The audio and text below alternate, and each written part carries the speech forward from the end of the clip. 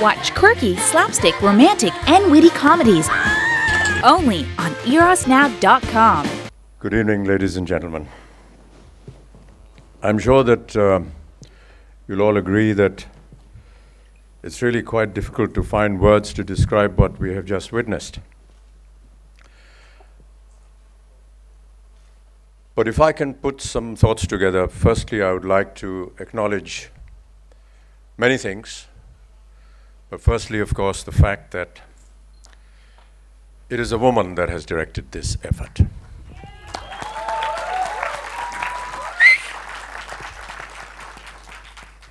And the kind of struggles that this nation has been going through recently, it is extremely commendable that Soundarya has taken this step forward and shown to the rest of the world that women in India are capable of doing the very best there is. And I really want to congratulate you, Soundarya, for that.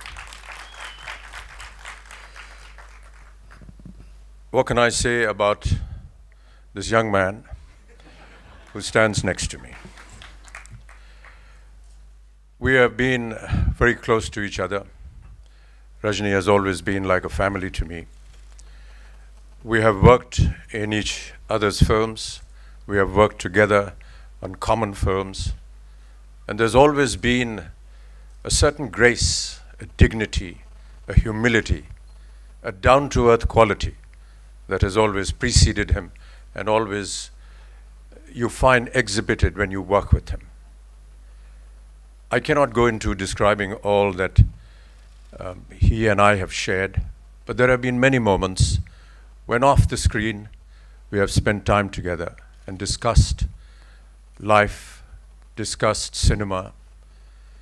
And very recently, when he was shooting for his last film, Robot, we happened to be together on the same location, and he dropped by in the room and we sat and spent some time together. And he was saying, you know, Amitji, I'm getting bored. I don't know what to do now. And I said, you know, please do not stop working. Just continue doing what you are doing, irrespective of the fact that it is boring to you. And look what he produces now. It's unbelievable that somebody of his stature can continue to reinvent himself year after year and prove to the rest of the world that there is something new that he has to offer to all of us cinema goers. I wish Rajni all success always, and I wish Soundarya the very best always. I'm very proud to be here today and very proud to be associated in a manner as a family to this venture. Rajni has a following which is quite incredible. And those of you in Mumbai who have not had the occasion to witness what it means to see Rajinikanth's following, you must go to Chennai and other parts of southern India to see what I'm talking about. There's always